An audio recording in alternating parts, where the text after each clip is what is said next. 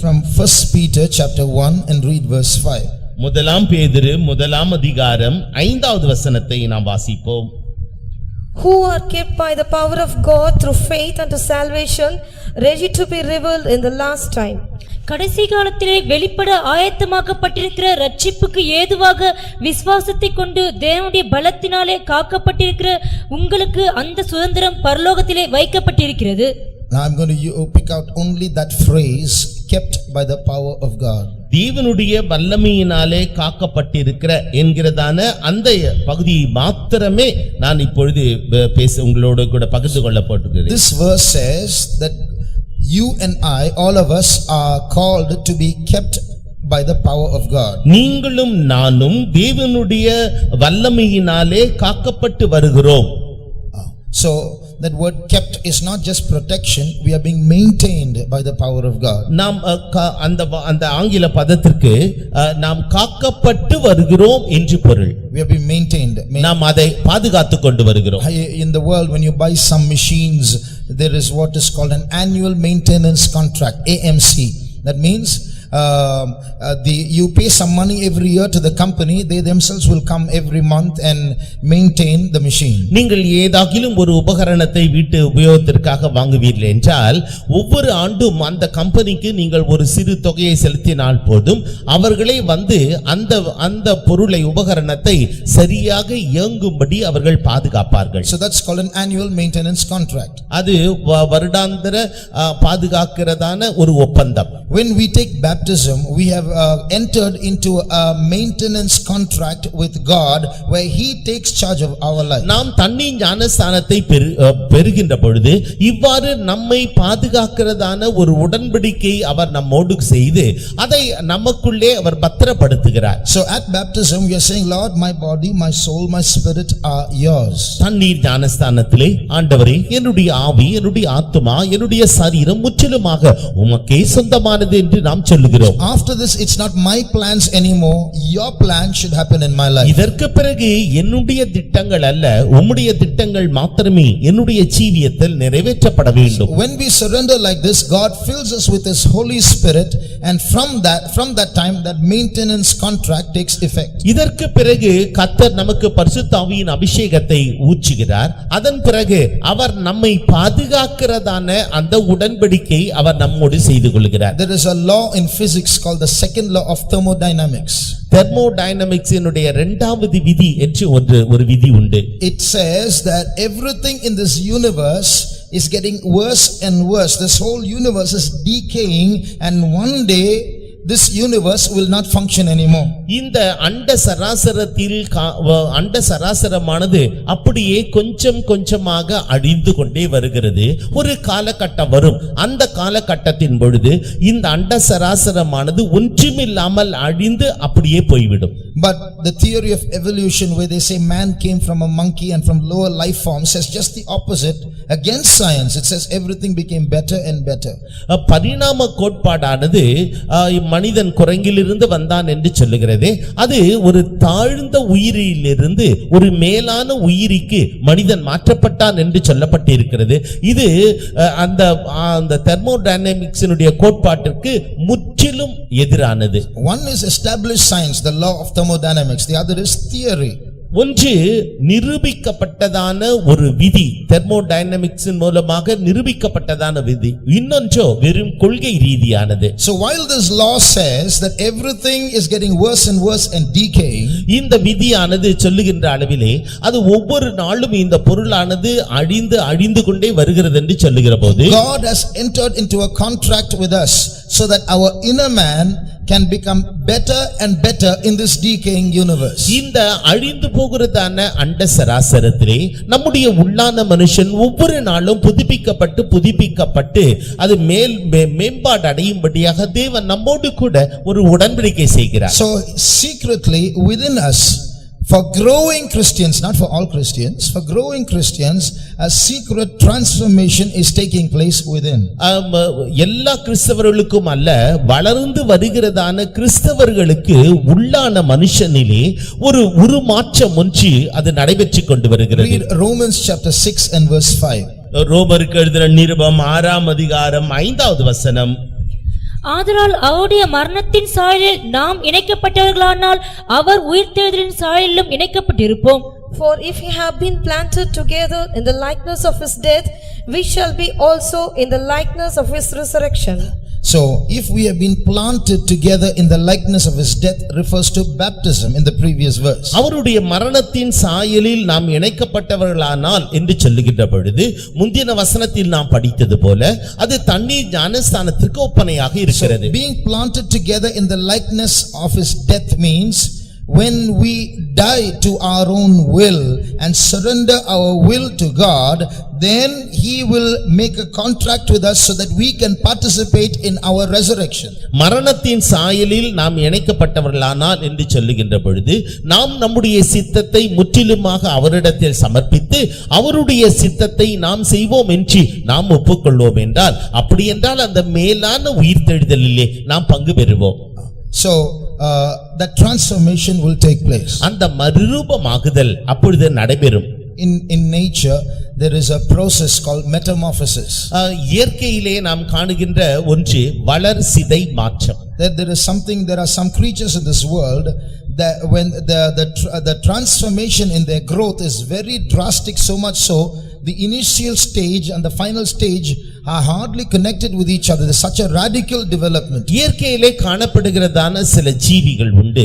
அவைகள் பிறப்பிலிருந்து அவைகள் முற்றிலுமாக வளர்ச்சி அடைகின்ற வகையிலே நாம் பார்ப்போம் என்றால் அவைகளுக்குள்ளே நடைபெறுகிறதான அந்த உரு மாற்றங்களானது மிகவும் வேகமாக அந்த வளர்சிதை மாற்றங்கள் காணப்படுகிறது. For example, when a caterpillar turns into a butterfly, that's called metamorphosis. ஒரு சாதாரண புழுவானது அது ஒரு வண்ணத்து பூச்சியாக மாறுகின்ற பொழுது அதிலே நாம் இந்த உரு மாற்றத்தை காண்கின்றோம். When a tadpole turns into a frog, that's called metamorphosis. ஒரு சாதாரண தலைப்பிரட்டை அது தவளையாக மாறுகின்ற பொழுது அது அந்த உருமாற்றம் நடைபெறுகின்றது. In the same way, when you and I turn into sons of God and our body is transformed into a glorious body, that is also called metamorphosis. நம்முடைய சரீரமானது நம்முடைய சரீரம் மறுரூபமாக்கப்படும் பொழுது அது தேவனுடைய சாயலுக்கு ஒப்பாக மாற்றப்படுகிறது. அதுவும் கூட ஒரு முழு மாற்றம் தான். Turn to Romans chapter 12 and read verse 2. ரோமருக்கு எழுதின நிருபம் 12ஆம் அதிகாரம் 2வது வசனம். Be ye transformed. நீங்கள் மறுரூபமாகுங்கள். You know what's the Greek word for that word transformed? அந்த மறுரூபமாகுங்கள் என்கிறதான பதத்திற்கு கிரேக்க பதம் என்னவென்று உங்களுக்கு தெரியுமா? Metamorpho. அது உருமாற்றம். So in us a transformation is secretly taking place if we allow the Holy Spirit to rule over our lives. பரிசுத்த ஆவியானவர் நம்மீது ஆட்சி புரியும்படியாக ஆளுகை செய்யும்படியாக நாம் அனுமதித்தால் இத்தகைய உருமாற்றமானது நமக்குள்ளே ரகசியமாகவே நடைபெறும். So if we allow the Holy Spirit to prevail over us in that contract that he has made with us or what we have made with him, the change that is going to take place will be drastic, so that the final stage is so different from the initial stage. நாம் அவருடைய உடன்படிக்கையை நாம் ஏற்று நம்மோடு கூட அவர் செய்த உடன்படிக்கையினாலும் நாம் அவரோடு செய்த உடன்படிக்கையினாலும் நாம் அவரோடு கூட காணப்படுவோம் என்றால் அவர் நமக்குள்ளே செய்கிறதான அந்த உரு மாற்றமானது நம்முடைய ஆரம்ப நிலையை காட்டிலும் பின்னான நிலையானது மிகவும் அதிசயத்தக்க விதமாக பிரமிக்கத்தக்க விதமாக காணப்படும். So this verse says, be ye transformed, and for you to be and me to be transformed, the mind should be first of all renewed, is what this verse says. நீங்கள் மறுரூபமாகுங்கள் என்று சொல்லப்பட்டிருக்கிறது. நீங்கள் மறுரூபமாக்கப்பட வேண்டும் என்றால் உங்களுடைய மனமானது புதிதாக்கப்பட வேண்டும். So the transformation is first within and will finally be seen without. முதலாவதாக இந்த மறுரூபமாகுதலின் வேலை நமக்குள்ளே நடைபெறுகிறது, பிற்பாடு அது நமக்கு வெளியே தோன்றுகிறது. So it's going to be an invisible metamorphosis at the transformation of the inner man, which will finally result in the transformation of the outer man as well. உள்ளானம் முதலிலே உள்ளான மனுஷனில் காணப்படுகிறதான உருமாற்றமானது அது வளர்ச்சி பெற்று முடிவிலே வெளியே அந்த உருமாற்றம் அல்லது மறுரூபமாகுதல் வெளியரங்கமாக காணப்படும். At the same time, the Bible gives us a warning in that verse, be not conformed to this world. அதே நேரத்திலே இதே வசனமானது ஒரு எச்சரிப்பையும் தருகிறது, நீங்கள் இந்த உலகத்திற்கொத்த வேஷம் தரியாமல். So if you are going to fashion this body like the people of this world do, when Jesus comes, the metamorphosis, the sudden change that is supposed to take place in your body won't happen. நீங்கள் இந்த உலகத்தின் ஜனங்கள் தங்களை எவ்வாறு அலங்கரித்துக் கொள்கிறார்களோ வேஷம் தரித்துக் கொள்கிறார்களோ அதுபோல நீங்களும் உங்களுடைய சரீரத்தை வேஷம் தரித்துக் கொள்வீர்கள் என்றால் கர்த்தராகிய இயேசு கிறிஸ்து அவர் சடுதியிலே வருகின்ற நேரத்திலே உங்களுடைய சரீரமானது அந்த உருமாற்றம் நடைபெறாது. We will come to that a little later. கொஞ்ச நேரத்திற்கு பிறகு இதை குறித்து நாம் படிப்போம். Now let's turn to Matthew chapter 19 மத்தேயு எழுதின சுவிசேஷம் 19ஆம் அதிகாரம் and read verse 28. 28வது வசனம். அதற்கு இயேசு மறுஜென்ம காலத்திலே மனுஷகுமாரன் தம்முடைய மகிமையுள்ள சிங்காசனத்தின் மேல் வீற்றிருக்கும் போது என்னை பின்பற்றின நீங்களும் இஸ்ரவேலின் 12 கோத்திரங்களையும் நியாயம் தீர்க்கிறவர்களாக 12 சிங்காசனங்களின் மேல் வீற்றிருப்பீர்கள் என்று மெய்யாகவே உங்களுக்கு சொல்லுகிறேன். And Jesus said unto them, Verily I say unto you, that ye which have followed me in the regeneration, when the Son of Man shall sit in the throne of his glory, ye also shall sit upon 12 thrones, judging the 12 tribes of Israel. In our body, in all the human bodies, there is a physical unit called the genes, which decides what we inherit from our parents. நம்முடைய எல்லாருடைய சரீரங்களிலும் ஒரு குறிக்கப்பட்டதான ஒன்று உண்டு. அதனுடைய பெயர் மரபணு என்பது. அது நம்முடைய பெற்றோர்களிலிருந்து நாம் பெற்றுக்கொள்ளுகிறதான எல்லா காரியங்களும். So it's a very small microscopic unit present in the DNA of our body, and our physical features and whether we are male or female is all decided by these genes, and even some of our behavior. நம்முடைய சரீரத்தில் உள்ளதான DNA என்கிறதான அந்த மூலக்கூறுகளிலே இத்தகைய மரபணுக்கள் அது காணப்படுகிறது.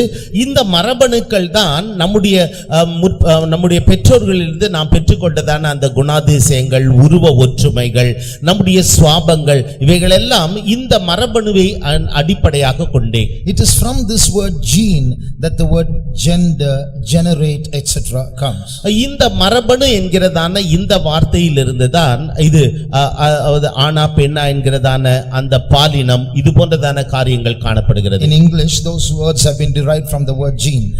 ஆங்கிலத்திலே இந்த ஜீன் என்கிறதான அந்த பதத்திலிருந்து தான் இது போன்றதான அந்த மற்ற ஆங்கில பதங்கள் எல்லாம் உருவானது. So here we read of a word called regeneration.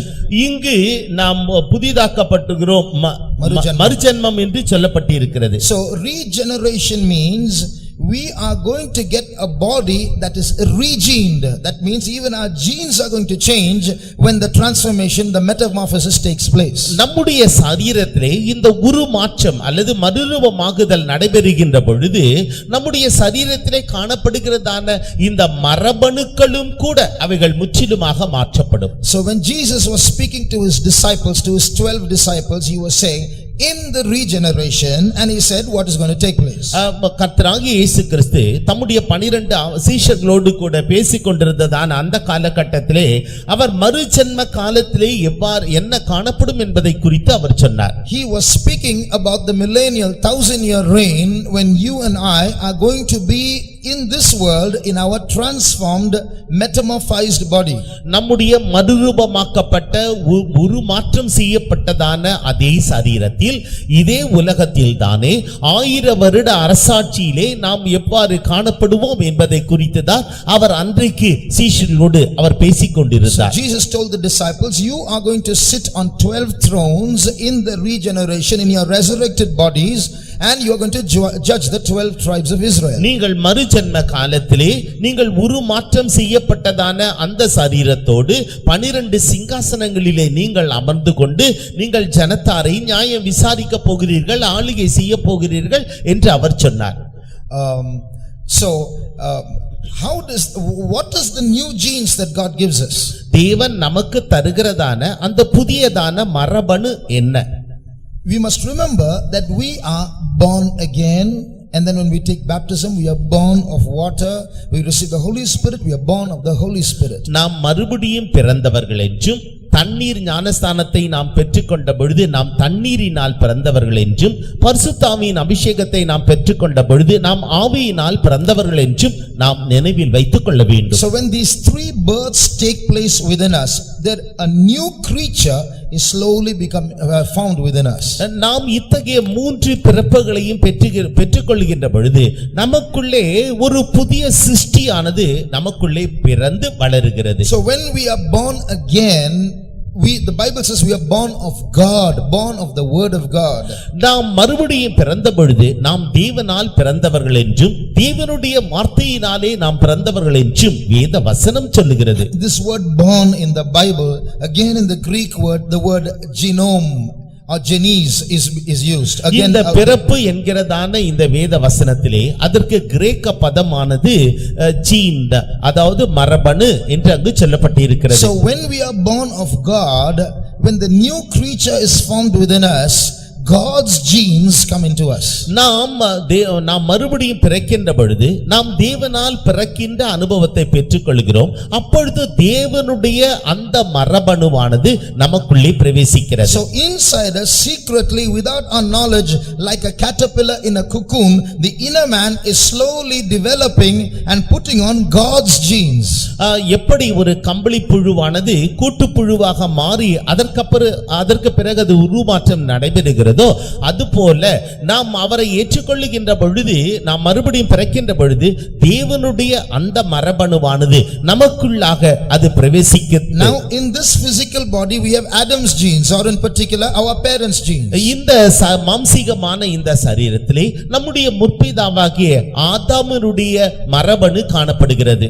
But now in this verse in Matthew 19 we just read about regeneration, or a regening process is taking place. மத்தேயு எழுதின சுவிசேஷம் 19ஆம் அதிகாரத்திலே நாம் 28வது வசனத்திலே நாம் வாசித்தது போல மறு ஜென்ம காலத்திலே நாம் அவருடைய மரபணுவை பெற்றுக்கொள்கிறோம். So but in these genes which we inherit from our parents, we inherit some good and we inherit a lot of bad also. நாம் இப்பொழுது இருக்கிறதான இந்த மாம்சீக பிரகாரமான இந்த சரீரத்திலே நம்முடைய மரபணுக்கள் நம்முடைய பெற்றோர்களிடத்திலிருந்து நமக்கு கிடைத்தவை, அவைகள் சிலது நல்லவைகளாக இருக்கலாம், சிலது கெட்டவைகளாகவும் இருக்கலாம். But when this transformation, this metamorphosis is taking place without our knowledge in the inner man, and finally one day in the outer man also, the genes will be changed. இந்த மறுரூபமாகுதல் அல்லது இந்த உருமாற்றம் நடைபெறுகின்ற பொழுது நமக்குள்ளே ரகசியமாகவே இந்த உருமாறுதல் அது நடைபெற்று அது வெளியே காணப்படும். So in the millennium and after that in eternity, we are going to be in a different body, in a glorified body with God's genes in it. 1000 வருட அரசாட்சியிலேயும் அதற்கு பிறகு வரப்போகிறதான நித்தியத்திலேயும் கூட தேவனுடைய அந்த மரபணுவை பெற்றவர்களாக முற்றிலும் மகிமை பொருந்தினவர்களாக வித்தியாசமானவர்களாக நாம் காணப்படுவோம். That's why in the millennium and in eternity after our resurrection we won't sin, because God's gene is in us. நம்முடைய சரீரத்தில் தேவனுடைய அந்த மரபணு இருக்கின்றபடியினாலே 1000 வருட அரசாட்சியிலும் அதற்கு பிறகு வரப்போகிறதான நித்தியத்திலேயும் நாம் ஒருபோதும் பாவம் செய்ய மாட்டோம். 1 John chapter 3 verse 9.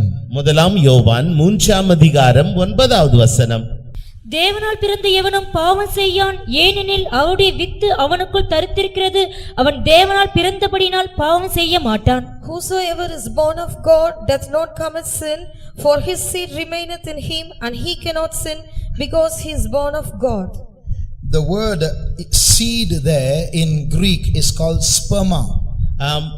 வித்து என்கிறதான ஒரு வார்த்தை இங்க இருக்கிறது, அது கிரேக்க பதத்திலே ஸ்பெர்மா என்று அழைக்கப்படுகிறது. So through God's seed that those genes come into us, and we will get the power not to sin. தேவனுடைய வித்து நிமித்தமாக அவருடைய மரபணுவானது நமக்குள்ளே வந்து அதன் நிமித்தமாக நாம் இனிமேல் பாவம் செய்யாத ஒரு நிலவரத்திற்குள் கடந்து So வருகிறோம். it's not simply being born again, it's being born of God. ஏதோ மறுபிறப்பு என்பதல்ல, அது தேவனால் பிறக்கிறதான ஒரு அனுபவம். So that's why we are called children of God or sons of God. ஆகவே தான் தேவனுடைய பிள்ளைகள், தேவனுடைய புத்திரர் என்று நாம் அழைக்கப்படுகிறோம். Before we carry on, just an aside, a diversion, in heaven will we recognize each other? பரலோகத்திலே நாம் ஒருவரையொருவர் கண்டுகொள்ள முடியுமா? That means when we are regened and we are regenerated and we have a new body, a metamorphosed body, will our features be the same so that our normal human beings can recognize us? நாம் பரலோகத்திற்கு செல்லுகின்ற பொழுது ஒரு மறுரூபமாக்கப்பட்ட சரீரத்தோடு உருமாற்றம் செய்யப்பட்டதான ஒரு சரீரத்தோடு நாம் காணப்படுவோம். நமக்கு இருக்கிறதான அந்த அங்க அடையாளங்கள் அப்படியே அது காணப்படுமா? நாம் ஒருவரையொருவர் அங்கு கண்டு கொண்டு இனம் புரிந்து கொள்ள முடியுமா? Now if you are transformed and I am transformed, maybe we can recognize each other if both of us are transformed. நீங்கள் மறுரூபமாக்கப்பட்டாலோ அல்லது நான் மறுரூபமாக்கப்பட்டாலோ அப்பொழுது நீங்கள் நம் ஒருவரையொருவர் கண்டு கொள்ளலாம். But if a person in his human body and in the millennium we are in our resurrected bodies, if there are some old friends down there who have survived the tribulation period, whether they will recognize us is a question. ஒரு கேள்வி என்னவென்றால், நாம் மறுரூபமாக்கப்பட்ட சரீரத்தோடு 1000 வருட அரசாட்சியிலே பங்கு பெறுகிறோம் என்று வைத்துக் கொள்ளுங்கள். அப்பொழுது நம்முடைய பழைய நண்பர்கள் யாராகிலும் வருகையிலே கைவிடப்பட்டு அதற்கப்புறம் 1000 வருட அரசாட்சியிலே வருபவர்கள், அவர்கள் மாம்சீக சரீரத்தில் இருக்கும் பொழுது அவர்கள் நம்மை இனம் கண்டு கொள்ள முடியுமா? That's a question. அதுதான் கேள்வி. The thing is, it is not likely, because when you look at Jesus in his transformed body, இயேசு கிறிஸ்துவினுடைய மறுரூபமாக்கப்பட்ட அந்த சரீரத்தை நாம் பார்க்கின்ற போது, the two disciples who were walking with him for so long towards Emmaus, he was standing next to them, they didn't recognize him. அங்கு 2 சீஷர்கள் அவரோடு கூட நெடுந்தூரம் நடந்து போனார்கள் என்றாலுமோ அவர்களால் அவரை அடையாளம் கண்டு கொள்ள முடியவில்லை. The 12 disciples, they gave up and they said, Jesus is gone, let's go fishing. And while they were in their boats, all of them, Jesus stands on the shore and asks, children, have you any meat? They say no. They didn't even know it was Jesus. இயேசு கிறிஸ்து அவர் மரித்து உயிர் தெழுந்த பிறகு அப்பொழுது இந்த சீஷர்கள் நினைத்தார்கள், அவ்வளவுதான், இயேசு அப்படியே போய்விட்டார் என்று நினைத்து அவர்கள் அனைவருமே மீன்பிடிக்க போய்விட்டார்கள். அப்பொழுது அவர்கள் படவிலே ஏறி மீன்பிடித்துக் கொண்டிருந்த பொழுது இயேசு கிறிஸ்து தாமே அந்த மறுரூபமாக்கப்பட்ட சரீரத்தோடு கடற்கரையிலே நின்று கொண்டு, பிள்ளைகளே, நாம் சாப்பிடுவதற்கு ஏதாகிலும் இருக்கிறதா என்று அவர்களை கேட்ட பொழுது அவர்கள் ஒன்றுமில்லை என்று அப்படியே வெறுமனே சொல்லிவிட்டார்கள். ஏனென்றால் அவர்களுக்கு இயேசுவை கண்டுகொள்ள முடியவில்லை. Then Jesus said, cast your net to the right side of the ship. They cast the net and plenty of, hey, we've heard this somewhere before. Who's that on the shore? Hey, Jesus. அப்பொழுது இயேசு அவர்களை பார்த்து, உங்களுடைய வலையை வலது பக்கம் போடுங்கள் என்று சொன்ன பொழுது அவர்கள் வலையை போட்டு அதிகப்படியான மீன்களை பிடித்த பொழுது, நாம் இந்த சத்தத்தை எங்கேயோ கேட்டிருக்கிறோமே, அது யார்? அது இயேசு என்று அப்பொழுதுதான் அவர்கள் உணர்ந்தார்கள். When Mary Magdalene, who was so intimate with Jesus, saw Jesus personally, the Bible says she didn't recognize him. Magdalene மரியாள் இயேசுவோடு கூட அவள் மிகவும் நெருங்கி நடந்தவள். அவள் இயேசுவை, உயிர்த்தெழுந்த இயேசுவை அவள் கண்ட பொழுது அதை அவர் இயேசு என்று அறியாமல் இருந்தார். Read that, John 20 verse 14. யோவான் எழுதின சுவிசேஷம் 20ஆம் அதிகாரம் 14வது வசனம். இவைகளை சொல்லி பின்னாக திரும்பி இயேசு நிற்கிறதை கண்டால், ஆனாலும் அவர் இயேசு என்று அறியாதிருந்தாள். And when she had thus said, she turned herself back and saw Jesus standing, and knew not that it was Jesus. See, she didn't know it was Jesus. She saw Jesus standing, didn't know it was Jesus. இயேசு அங்கு நிற்பதை அவள் கண்டாலும் கூட இயேசு யார் என்பதை அவளால் கண்டு கொள்ள முடியவில்லை. So it looks like there will even be a physical transformation in the regened body. இந்த மறுரூபமாக்கப்பட்ட அந்த சரீரத்திலே, உருமாற்றம் செய்யப்பட்ட சரீரத்திலே அவர் மாம்சீக சரீரத்திலே காணப்பட்டாலும் கூட அடையாளம் காண முடியவில்லை. So, but because our communication in the spirit world, in the transformed world, is spiritual. ஆவிக்குரிய உலகத்திலே நம்முடைய தொடர்பானது ஆவிக்குரிய ரீதியாக அது காணப்படும். You know, when we go to heaven, you won't need English and Telugu and Tamil and any of these languages anymore. நீங்கள் பரலோகத்திற்கு செல்லுவீர்கள் என்றால் அங்கு உங்களுக்கு தமிழோ தெலுங்கோ மலையாளமோ ஆங்கிலமோ எந்த மொழியும் உங்களுக்கு தேவைப்படாது. Just imagine you go to heaven and people from 2000 languages come to heaven. நீங்கள் பரலோகத்திற்கு செல்லுகின்ற பொழுது 2000 மொழிகள் பேசுகிறதான அந்த ஜனங்கள் எல்லாரும் அங்கு இருக்கிறார்கள். And Jesus preaches one sermon and there will be 2000 interpreters standing on the side. கர்த்தராகிய இயேசு கிறிஸ்து ஒரு பிரசங்கம் செய்தார் என்றால் அதை மொழிபெயர்ப்பதற்காக 2000 மொழிபெயர்ப்பாளர்கள் அங்கு இருக்க வேண்டும். You can listen to one sentence and go to sleep and after 3 days come back for the next sentence. நீங்கள் ஒரு வாக்கியத்தை கேட்டுவிட்டு அதற்கு பிறகு நீங்கள் தூங்க போய்விட்டு 3 நாள் கழித்து அதற்கு பிறகு வருவீர்கள். அடுத்த வரிக்காக வருவீர்கள். That's not how it's going to be. அது அவிதமாக இருக்காது. When Jesus speaks in eternity, it's not verbal languages, that's this body language. In the regened body, our spirit can understand his spirit. He will just communicate in the spirit and we will grab it in the spirit. பரலோகத்திலே கர்த்தராகிய இயேசு கிறிஸ்து பேசுவார் என்றால் அது வார்த்தைகளால் நாம் கேட்கிறதான இந்த பாஷைகளினாலே மொழிகளினாலே இருக்காது. அது அந்த ஆவிக்குரிய மரபணுக்களின் மூலமாக அவர் பேசுகிறதான அந்த காரியத்தை நம்மால் கிரகிக்க முடியும். அதே மரபணுக்களின் மூலம் ஆவிக்குரிய மரபணுக்களின் மூலமாக அவருக்கு மறு உத்தரவும் சொல்ல முடியும். May not be through the genes, but from spirit to spirit the communication will take place. ஆவி உலகத்திலே ஆவிக்கு ஆவி ஒரு தொடர்பு அதற்கு உண்டு. But for you and I to get there and be in that body, for that transformation to take place, today God must take control our spirit, soul and body. நாம் அந்த ஆவிக்குரிய ஆவி உலகத்திலே சென்று அந்த நாம் ஒருவருக்கொருவர் பேசிக்கொள்ள ஒருவருக்கொருவர் கேட்க நாம் இன்றைக்கே தெய்வன் தாமே நம்முடைய ஆவி ஆத்துமா சரீரத்தை முற்றிலுமாக அவர் தன்னுடைய கட்டுப்பாட்டிற்குள்ளாக கொண்டு வர வேண்டும். Every now and then we must renew our contract with God. Lord, I am thine. ஆண்டவரே நான் உமக்கு மாத்திரமே சொந்தம் என்கிறதான அந்த உடன்படிக்கை நாம் எப்பொழுதுமே அவரோடு கூட புதுப்பித்துக் கொள்ள வேண்டும். Now for this contract to be preserved and for God to do that inner work of transformation within us, many things have to be done. நம்முடைய உள்ளான மனுஷனிலே ஒரு உருமாற்றம் நடைபெறுவதற்காக இந்த உடன்படிக்கையை புதுப்பித்துக் கொள்ள நாம் அநேக காரியங்களை செய்ய வேண்டியவர்களாக இருக்கிறோம். But I will just place 2 or 3 points before you. 2 அல்லது 3 குறிப்புகளை மாத்திரம் நான் உங்கள் முன்பாக சமர்ப்பிக்க விரும்புகிறேன். One is in Philippians chapter 3 and verse 21. பிலிப்பியர் 3ஆம் அதிகாரம் 21வது வசனம். Who shall change our vile body, that it may be fashioned like unto his glorious body, according to the working whereby he is able even to subdue all things unto himself. அவர் எல்லாவற்றையும் தமக்கு கீழ்ப்படுத்திக் கொள்ளத்தக்க தம்முடைய வல்லமையான செயலின்படியே நம்முடைய அற்பமான சரீரத்தை தம்முடைய மகிமையான சரீரத்துக்கு ஒப்பாக மறுரூபப்படுத்துவார். So for this glorious body to for this transformation to take place into a glorious body, our body should primarily be a vile body. இந்த சரீரத்தை மகிமையான சரீரமாக அவர் உருமாற்றம் செய்வதற்காக முதலாவது நம்முடைய சரீரமானது அற்பமான சரீரமாக இருக்க வேண்டும். So it's your responsibility and my responsibility to maintain vileness in this body for God to do the transformation in the body. இந்த சரீரத்திலே தேவன் தாமே அந்த மறுரூபமாக்குதலின் வேலையை நடப்பிக்கும்படியாக நாம் இந்த சரீரத்தை அற்பமான சரீரமாக பாதுகாக்க வேண்டுவது நம்முடைய கடமையாக இருக்கிறது. In other words, don't give more value than you ought to give this body. இந்த சரீரத்திற்கு கொடுக்க வேண்டியதான மரியாதையை தவிர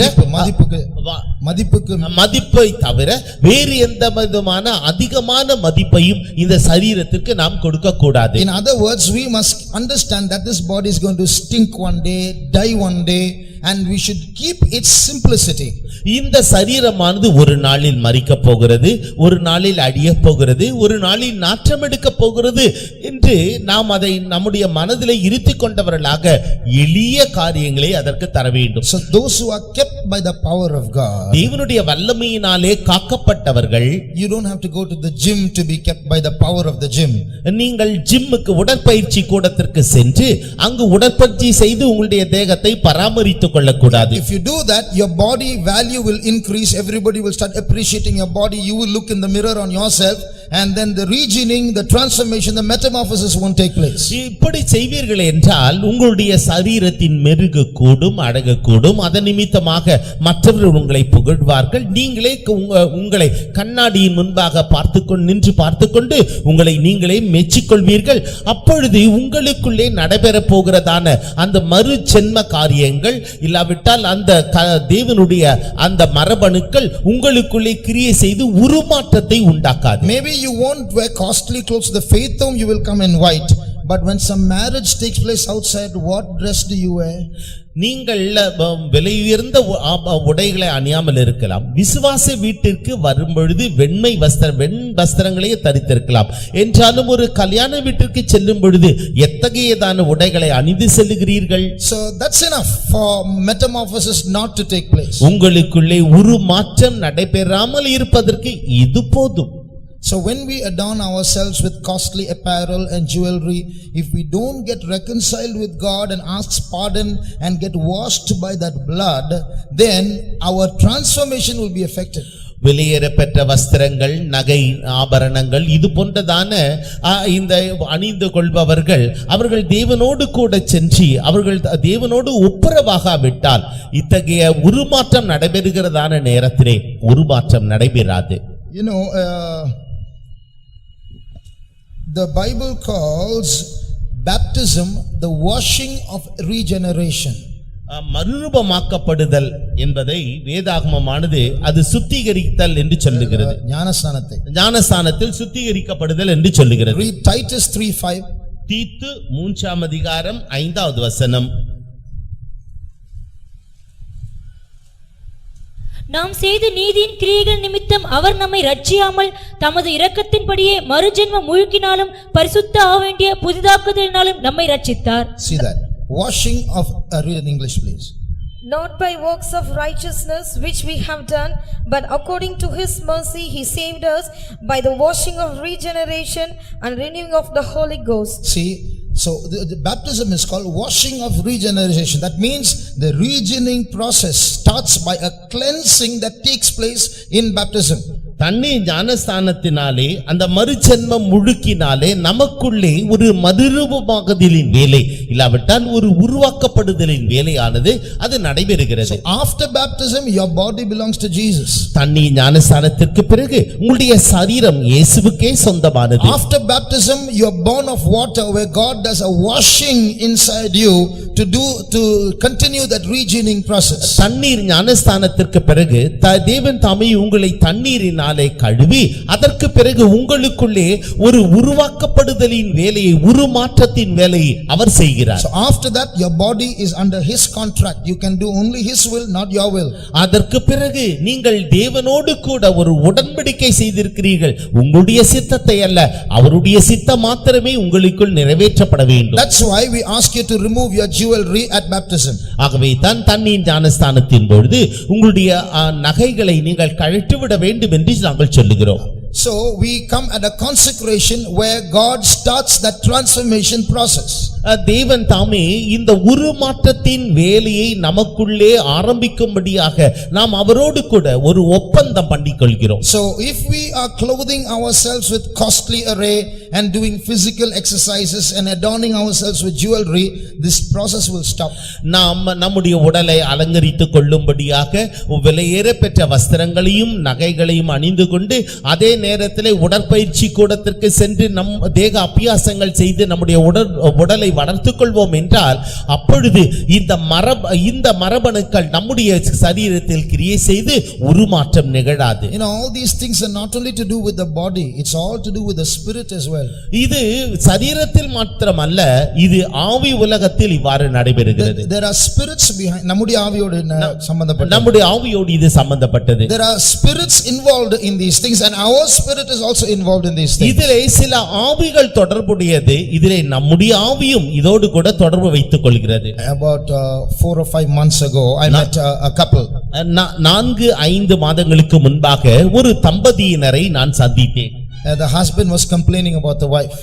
புருஷன் மனைவியை குறித்து புகார் சொன்னார். Brother, I've told her so many times to remove her jewelry, she is not removing. Brother, நான் என்னுடைய மனைவியை பார்த்து நகையை கழட்டி விடு என்று அநேக சந்தர்ப்பங்களிலே சொல்லிவிட்டேன், என்றாலும் அவள் நகையை கழட்ட மாட்டேன் என்கிறாள். I told her Jesus is coming soon. If you be like this, you'll be left behind. You'll go to the tribulation period. நான் அப்பொழுது அந்த சகோதரியை பார்த்து சொன்னேன், இயேசுக்கு அவர் புருஷன் சொல்லியிருக்கிறார். புருஷன் அவரிடத்திலே சொன்னாராம், கர்த்தராகிய இயேசு சீக்கிரமாய் வந்து விடுவார், நீ இந்த நகைகளோடு இருந்தால் கைவிடப்படுவாய் என்றெல்லாம் அவரிடத்திலே சொல்லி இருக்கிறார். But still she is not listening. You know what she is saying, brother? Even if I'm left behind, I won't remove my jewelry. அப்பொழுது அவர்கள் சொன்னார்களாம், நான் கைவிடப்பட்டு போனாலும் சரி, நான் என்னுடைய நகையை கழட்ட விட மாட்டேன். You know how old she is? 65 years old. அவர்களுக்கு 65 வயது. So it's not on the body, it's in the spirit. அது சரீரத்தில் அல்ல, ஆவியிலே காணப்படுகின்ற ஒரு This will affect your transformation process and you will cry afterwards, but that's too late. உங்களுடைய மறுரூபமாகுதலின் வேலையின் பொழுது இது நடைபெறுகிறதான ஒன்று. நீங்கள் இப்படி அதற்கு கீழ்ப்படியாவிட்டால் பிற்பாடு வருத்தப்படுவீர்கள். So God will nudge you and push you in different ways, saying, he will give you clues and hindrances in your life and difficulties to try to signal to you, make your consecration. I can't do my transformation because you're like this. நீ இவ்விதமாக இருக்கிறபடியினாலே என்னுடைய இந்த மறுரூபமாகுதலின் வேலையை உனக்குள்ளே நான் செய்ய முடியவில்லையே என்பதனாலே உனக்கு போராட்டங்கள், நிந்தைகள், அவமானங்கள், இல்லாவிட்டால் சில பிரச்சனைகள் இவ்விதமாக செய்து அதை முத்திரையிட்டுக் கொண்டே வருவார். So you have to connect the problem with the consecration and do it.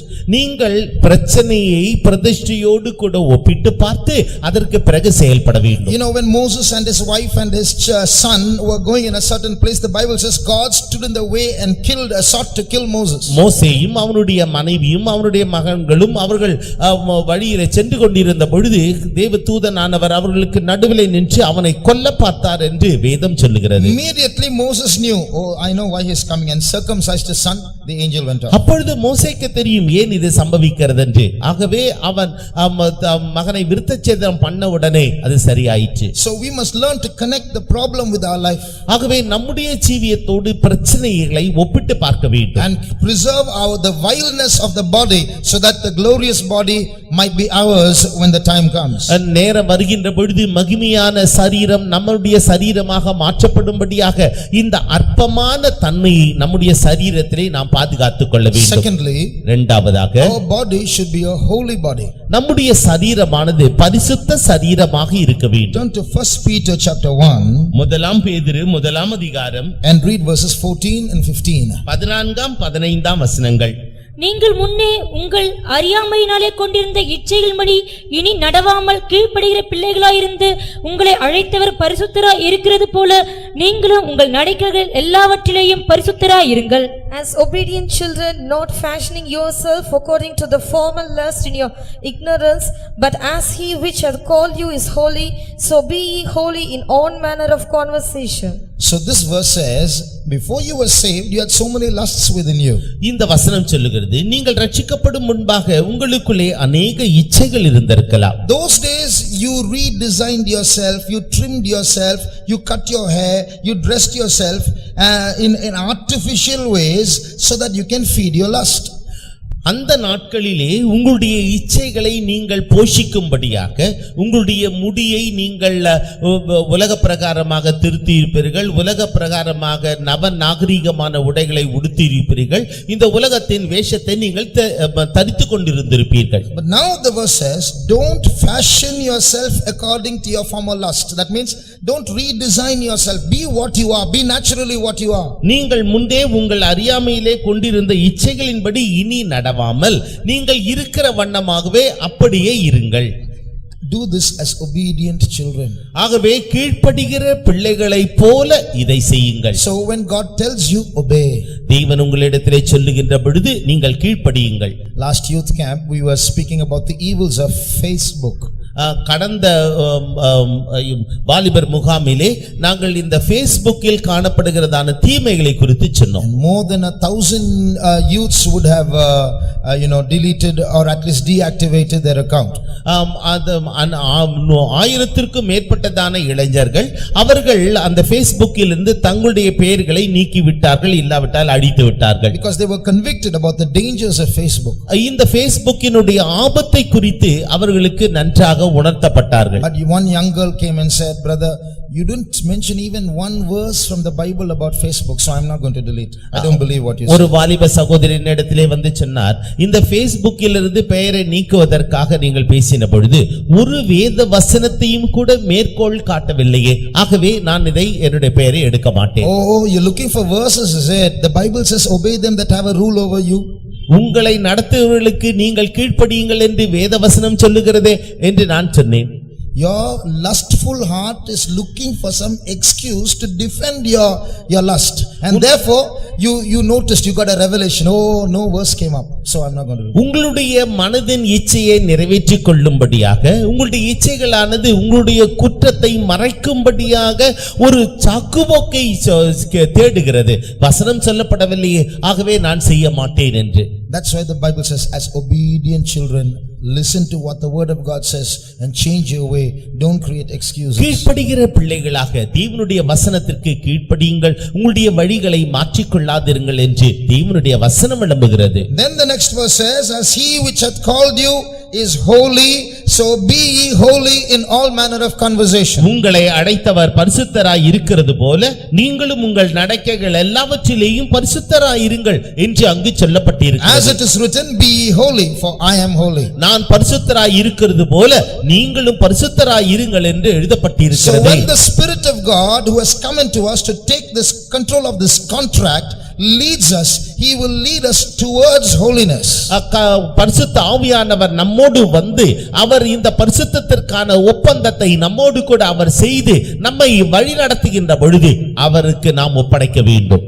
So when he leads us towards holiness, it's not towards some kind of holiness, it's God's holiness. அவர் நம்மை பரிசுத்தத்திற்கென்று வழி நடத்துகின்ற பொழுது ஏதோ ஒரு வகையான பரிசுத்தம் என்றல்ல, அதற்கு பதிலாக தேவனுடைய பரிசுத்தத்தின் பின்னாகவே அவர் நம்மை வழி நடத்துகின்றார். So if some other Christian or if some other Pentecostal in your office or in your workplace or in your neighborhood is doing something that is wrong, it doesn't mean that you also can do it. He is not your standard, she is not your standard. God's holiness is your standard. உங்களுடைய அயலகத்தில் உள்ள கிறிஸ்தவரோ, வேலை ஸ்தலத்தில் உள்ள கிறிஸ்தவரோ அல்லது மற்ற கிறிஸ்தவரோ சில பிழையான காரியங்களை செய்கின்றதினாலே அவர்கள் உங்களுக்கு ஒரு அளவுகோல் அல்ல.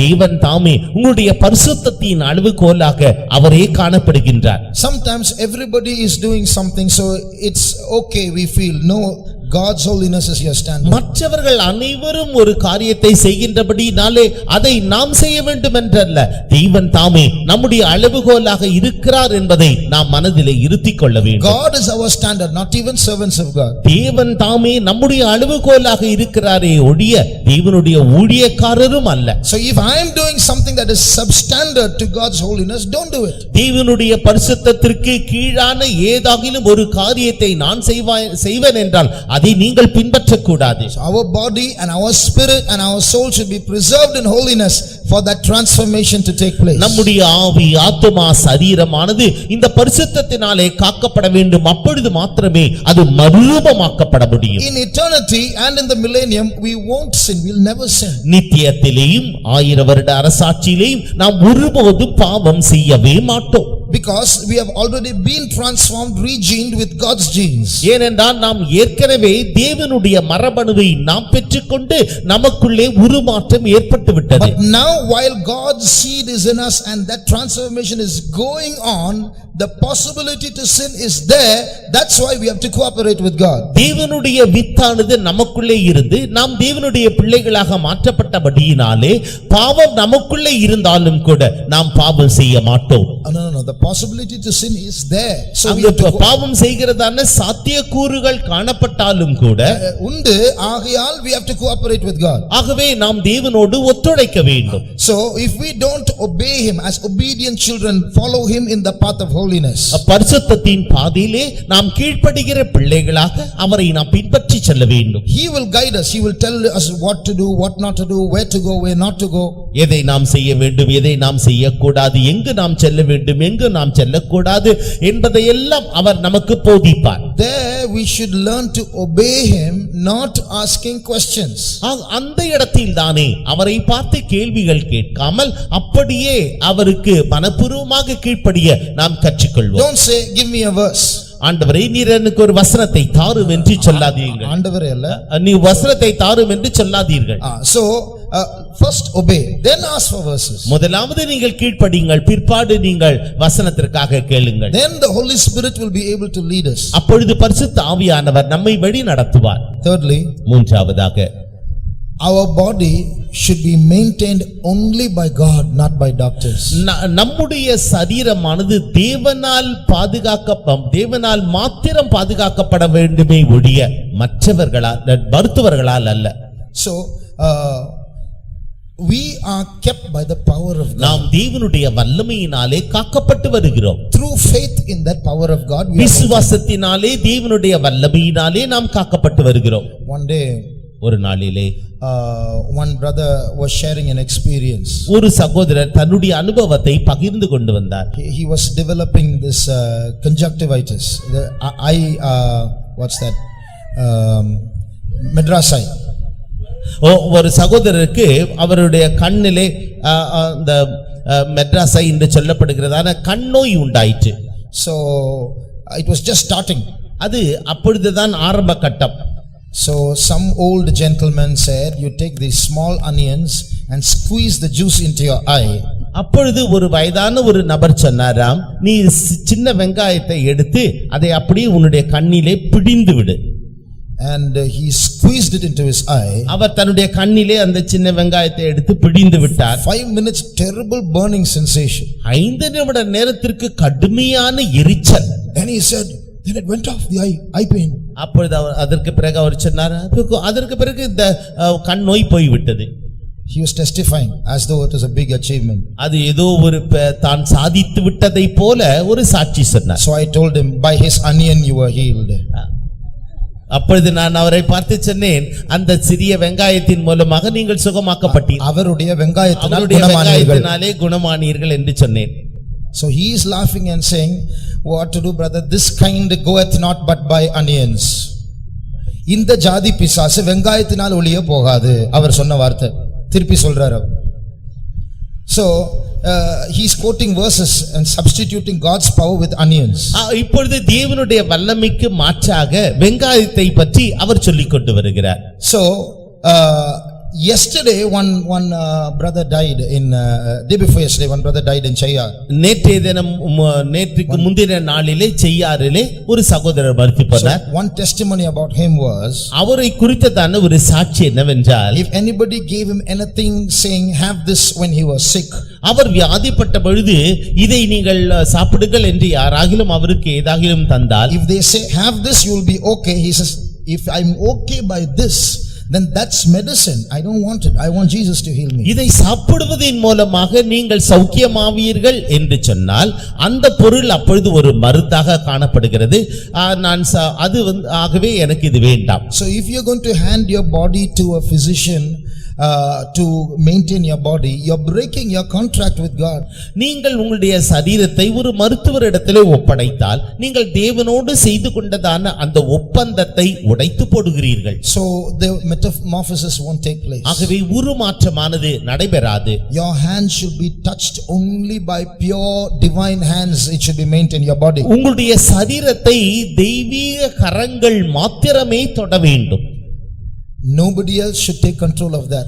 வேறு யாருமே உங்களுடைய சரீரத்தை ஆட்கொள்ளக்கூடாது. So only when these conditions are fulfilled, your body is getting prepared for the regeneration. இத்தகைய நிபந்தனைகள் எல்லாம் நிறைவேற்றப்பட்டால் மாத்திரமே உங்களுடைய சரீரமானது உருமாற்றம் நடைபெறுவதற்கு அது தகுதி படைத்ததாக மாறுகிறது. Shall we close our eyes? நாம் நம்முடைய கண்களை மூடுவோமாக. How is our cooperation with Jesus these days? இந்த நாட்களிலே நம்முடைய ஒத்துழைப்பு எவ்வாறு இயேசுவோடு காணப்படுகிறது? Are you kept by the power of God, or is something else or someone else keeping you? நீங்கள் தேவனுடைய வல்லமையினாலே காக்கப்பட்டு வருகிறீர்களா, இல்லாவிட்டால் வேறு ஏதோ ஒன்றினாலே நீங்கள் காக்கப்பட்டு வருகிறீர்களா? Are you able to preserve your holiness? நீங்கள் உங்களுடைய பரிசுத்தத்தை பாதுகாத்துக் கொள்ள முடிகிறதா? Husbands and wives, listen. புருஷரே மனைவிகளே கவனியுங்கள். Just because you are married, நீங்கள் விவாகம் செய்தது நிமித்தமாக it doesn't mean you can do anything. நீங்கள் எதையும் செய்யலாம் என்று நினைக்க வேண்டாம். Even in your relationship, you should preserve holiness. உங்களுடைய உறவு முறைகளிலேயும் கூட பரிசுத்தத்தை பாதுகாத்துக் கொள்ள வேண்டும். Marriage is not a permission to do what you like between yourselves. உங்கள் இருவருக்கும் இடையிலே எத்தகையதான உறவை வைத்துக் கொள்வதற்கும் விவாகமானது அனுமதி தருகிறது. Even there is a holiness to be preserved. அங்கும் கூட நீங்கள் பரிசுத்தத்தை பாதுகாக்க வேண்டும். Now this is a serious business. இது மிகவும் முக்கியத்துவம் வாய்ந்ததான ஒன்று. This is only one chance. இது ஒரே ஒரு தருணம். The door of grace is going to be shut. கிருபையின் வாசலானது மூடப்பட So போகிறது. feed on the word before those verses disappear.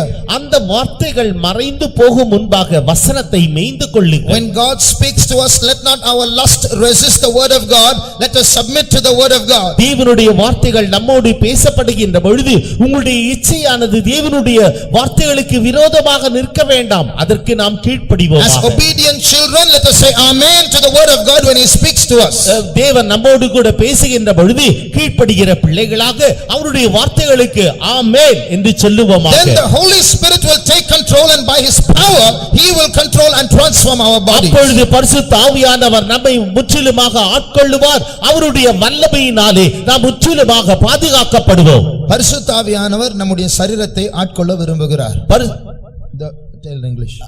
The Holy Spirit wants to preserve our body. பரிசுத்த ஆவியானவர் நம்முடைய தலையிலிருந்து உள்ளங்கால் வரைக்கும் நம்முடைய ஆத்துமா ஆவியை பொறுப்பெடுக்க The விரும்புகிறார். Holy Spirit wants to take control right from our head up to our foot.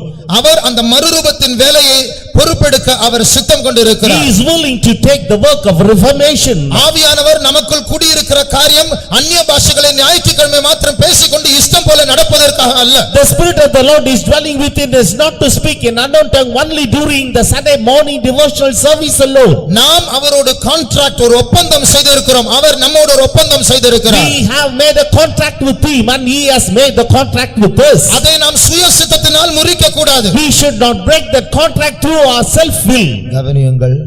Please listen. கர்த்தர் சொல்லுகிறார், என்னுடைய ஆலயத்தை கெடுக்கிறவனை நான் கெடுப்பேன். The Lord says, if any man defile my temple, I will defile him. அப்போ நம்முடைய சரீரம் கெட்டு போகுமா? If it is so, our body will get the defilement. உங்களுக்கு தெரியுமா, நரகத்துக்கு போகிறவர்களுக்கு கூட ஒரு மறுரூபத்தின், அதாவது ஒரு உயிர்த்தெழுதலின் சரீரம் அவர்களுக்கும் உண்டு. Even to the people those are going to the hellfire, they will also have a transformed body. Resurrected body. Resurrected body. ஆனால் அவர்களுக்கு நடக்கிறது நெகட்டிவ் மெட்டமார்போசிஸ், அதாவது எதிர்மறையான ஒரு மறுரூபம். And they are getting only a negative metamorphosis. அவங்களுக்கும் சரீரம் கிடைச்சதா அவங்க நரகத்துக்கு, அது அக்கினி கடலுக்கு தள்ளப்படுவார்கள். And they will also obtain the metamorphotic body and then they will be cast into the hellfire. ஆனால் அந்த சரீரம் என்ன தெரியுமா? It's a body of destruction. அது அழிவுக்குரிய ஒரு சரீரம். That body is called to be the body of destruction. அதாவது இந்த அற்பமான சரீரத்தை விட, இந்த வியாதி பிடிச்ச சரீரத்தை விட, இந்த நாற்றம் பிடிக்கிற சரீரத்தை விட மட்டமான மோசமான இழிவான சரீரம் தான் நித்தியத்தில் நமக்கு அக்கினி கடலில் கிடைக்கும். And in the eternal hellfire we will get a transformed body. It is more less than inferior than the wild body, the stinking body and the decaying body. அதுதான் ஆண்டவர் சொல்லுகிறார், நான் அவனை கெடுப்பேன். He will be destroyed. அதாவது ஒரு destructive body, ஒரு கேட்டுக்கேதுவான ஒரு சரீரம் தான் நமக்கு அக்கினி கடல் கிடைக்கும். At the hellfire we will get only a destroyed and decayed body. நம்முடைய சரீரத்திலிருந்து புழு எல்லாம் வரும், பூச்சிகள் எல்லாம் வரும், உள்ளே போகும். Worms and insects will come out and go inside our body. அப்போ அப்படிப்பட்டதான சரீரம் நமக்கு இந்த பூமியில கொஞ்சம் சந்தோஷத்துக்காக இதை அனுபவித்து அதை நாம் நித்திய காலமா அனுபவிக்க வேண்டும். And are we to enjoy the pleasures of this world and then to suffer eternally? எல்லாவற்றையும் பலிபீடத்தில் வைப்போமாக. Let us place everything upon the altar. காதுள்ளவன் சபைக்கு ஆவியானவர் சொல்லுவதை கேட்க கடவன். What the Spirit of the Lord is saying unto the church, he that hath an ear, let him hear. கீழ்ப்படிகிறதான பிள்ளைகளாக கர்த்தர் சொல்லுவதை கேட்போமாக. As an obedient children, let us hear whatever the Lord saying unto us. இயேசு பரமேறுவதற்கு முன்பாக சொன்னார், நான் வேறொரு தேற்றவாளனை உங்களுக்கு அனுப்புவேன். Before ascending to the heaven, he said, I will send another comforter. அவர் உங்களோடு என்றென்றைக்கும் இருப்பார். He will be with him forever and ever. உங்களுக்கு தெரியுமா, அந்த பெந்தேகோஸ்தே நாளிலிருந்து ஆவியானவர் இறங்கி வந்தாரே, அதிலிருந்து அவர் திரும்பி மேலே போனதே இல்லை.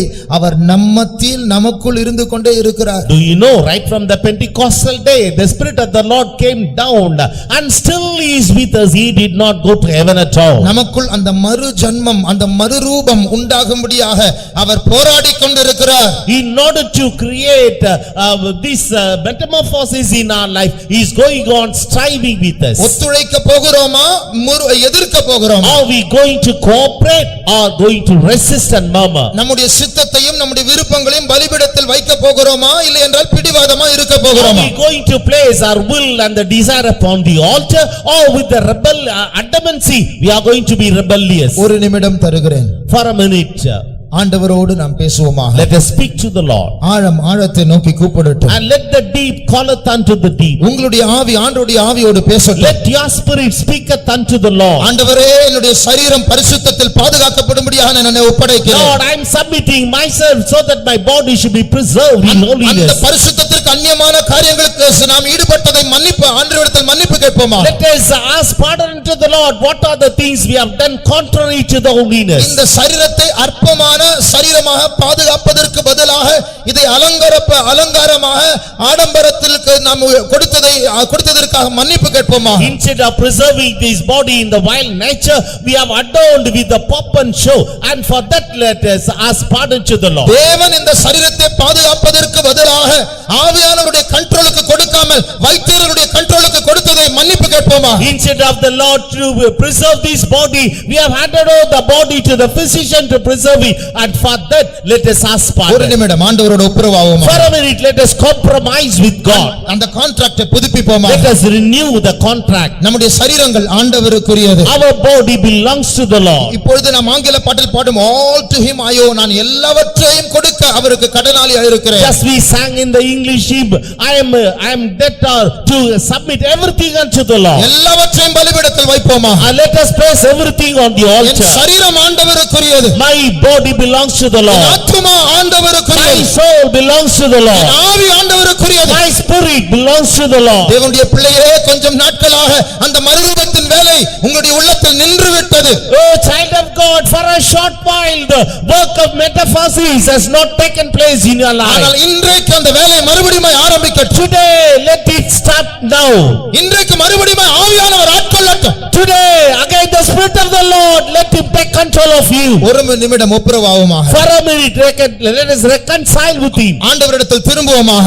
Let us turn back to God. அவர் நம்மை ஆட்கொள்வார். Let him take charge of us. பேசுங்கள் ஆண்டவரோடு You just பேசுங்கள். speak to the Lord, speak to the Lord. நாங்கள் எங்களை தாழ்த்துகிறோம் அப்பா.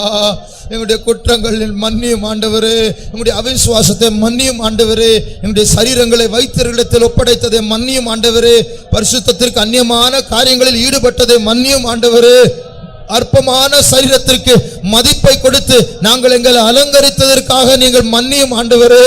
அப்பா, இந்த சரீரத்தை நீர் பொறுப்பெடுத்து மறுபடியுமாக எங்களை நீர் கழுவும் ஆண்டவரே. அந்த மறுரூபத்தின் வேலை நடக்கும்படியாக நீர் எங்களை ஸ்நானம் பண்ணும் ஆண்டவரே. நீர் எங்களுடைய ரத்தத்தினால் கழுவும் ஆண்டவரே. இயேசுவே, இங்க வந்திருக்கிற ஒவ்வொருவரையும் நீர் பொறுப்பெடுக்க வேண்டும் ஆண்டவரே. ஒருவருடைய சரீரம் ஒரு கெட்டு போன சரீரமாய் மாறக்கூடாது ஆண்டவரே. அப்பா, ஆசீர்வதியும் ஆண்டவரே, ஆசீர்வதியும் ஆண்டவரே, மாற்றும் ஆண்டவரே, கழுவும் ஆண்டவரே, சுத்திகரியும் ஆண்டவரே. Thank you Lord, we thank you Jesus, we praise you. ஸ்தோத்திரம் இயேசுவே, இயேசுவே. 21 நாட்களுக்கு பிறகு குஞ்சு பொரிக்காத கெட்டு போன அந்த முட்டையை போல் நம்முடைய இயேசுடைய வருகை நாள் நம்முடைய வாழ்க்கையில் இருக்கக்கூடாது. After 21 long days, if the chick is not coming out of that egg, that is known as the spoiled egg. Likewise, at the coming of the Lord Jesus Christ, our life should not be left behind and spoiled one. எல்லாரும் போய் விட்டார்கள், நானோ கைவிடப்பட்டேன். Everybody has gone, but I am left behind. அப்படி ஒரு மறுரூபம் நடக்க கூடாதபடிக்கு தேவனுடைய பிள்ளையே நீ ஈடுபடுகிற அசுத்தம் அவ்வளவு முக்கியமா? O child of God, so that the transformation should not take place within you, and the evil thing that you are entangling now, is it so important? அந்தி கிறிஸ்துவனுடைய கையில் சிறைப்பட்டு போகத்தக்கதாக அவனுடைய முத்திரை உன் நெற்றியில் போடப்படத்தக்கதாக இன்றைக்கு ஆடம்பரம் அவ்வளவு முக்கியமா? Is it your pomp and show of your life is so important, so that you are caught in the hands of the Antichrist, and the number has been engraved on your forehead? இல்லை என்றால் இங்கே பேசப்படுகிறது ஒரு கதை என்று யோசிக்கிறீர்களா? Otherwise, do you think that all that has been spoken here is nothing but a story? பாகால் தேவனாய் இருந்தால் அவனை தொழுது கொள்ளுங்கள். If Baal is the God, you just worship him. ஆனால் கர்த்தர் தேவனாய் இருந்தால் அவரை தொழுது கொள்ளுங்கள். If the Lord is your God, worship him. இது பேசப்படுகிற தேவனுடைய வார்த்தை இருந்தால் அதற்கு ஆமென் என்று சொல்வோமா? If the words that are spoken here is the word of the Lord, let us say amen to it. ஆண்டவரோடு ஒப்புரவானவர்கள், A people those have reconciled with God. ஆவியானவர் உங்களுக்குள் அசைவாடிக் The Spirit கொண்டிருக்கிறார். of the Lord is moving within you. அந்த மெட்டமார்போசிஸ், அந்த மறுரூபத்தின் வேலை உள்ளத்தில் ரகசியமாய் நடந்து கொண்டிருக்கிறது. And this metamorphosis work is going on, taking place in your life secretly. உங்களுடைய ஆவியில் குடிக்கொண்டிருக்கிற அந்த அசுத்தங்களை மாற்றக்கூடிய மறுரூபத்தின் வல்லமை இன்றைக்கு கிரியை செய்து The கொண்டிருக்கிறது. power of metamorphosis is working within your spirit, within your inner man vehemently.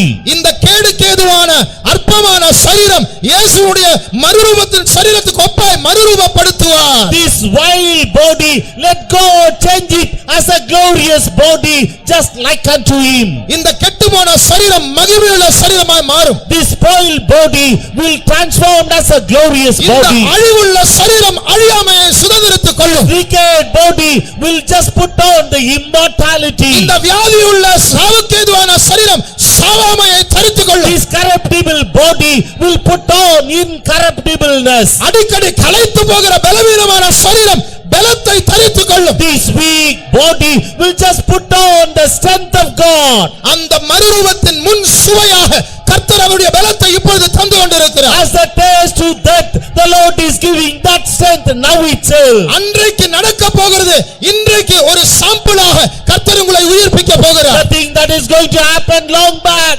afterwards, as a example, the Lord is just giving you now. இன்றைக்கு இந்த இடத்தில் வியாதியோடு பலவீனத்தோடு யாராவது இருப்பீர்கள் என்றால், Is there anyone who is weak and sick now here?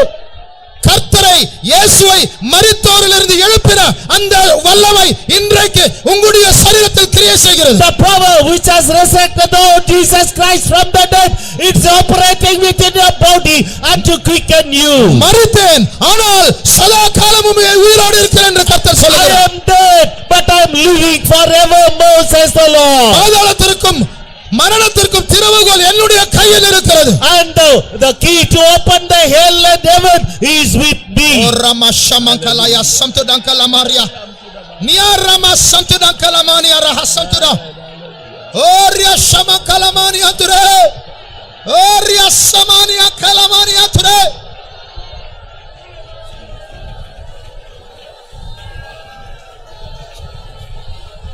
ஒரு அசுத்த ஆவி ஒரு மனுஷனுக்குள் குடியிருக்கும் போது அவன் அசுத்தமான காரியங்களை செய்வான். When an unclean spirit is dwelling within a man, he will do all the filthy things. ஆனால் உங்களுக்குள் தங்கி இருக்கிற ஆவியினுடைய பெயர் பரிசுத்த ஆவி. The spirit that is dwelling within you is called to be the Holy Spirit. உங்களுடைய ஆவிக்குள் அவர் தங்கி இருக்கிறார். He is dwelling within your spirit. உங்களுடைய ஆத்மாவின் மறுரூபத்தை அவர் செய்து கொண்டிருக்கிறார். He is going on doing the transformation work in your soul. ஒரு நாள் வரப்போகிறது. A day is going to appear. இன்றைக்கு உங்களுடைய அற்பமான சரீரம் இயேசுவினுடைய மகிமையான சரீரத்துக்கு ஒப்பாய் மறுரூபமாகும்.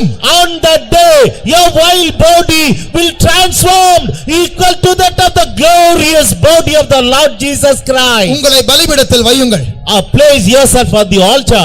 அக்கினி இறங்க போகிறது. And the fire is going to fall. அது வானத்திலிருந்து வருகிற அக்கினி. It is the fire coming down from heaven. பரிசுத்த ஆவியின் அக்கினி. It is the fire of the Holy Spirit. உங்களுடைய அழுக்கை மாற்றுகிற அக்கினி. It is the fire which changes all the filthiness. உங்களோடு போராடுகிற இச்சையை மாற்றுகிற அக்கினி. It is the fire which is able to change all the lust that are striving with you. பாவத்தை மாற்றி பரிசுத்தப்படுத்துகிற அக்கினி. It is the fire to convert the sin into holiness. ஆபாசத்தை உண்டு பண்ணும் ஆவியை துரத்துகிற அக்கினி. And it is the fire to chase away all the abominable things in you.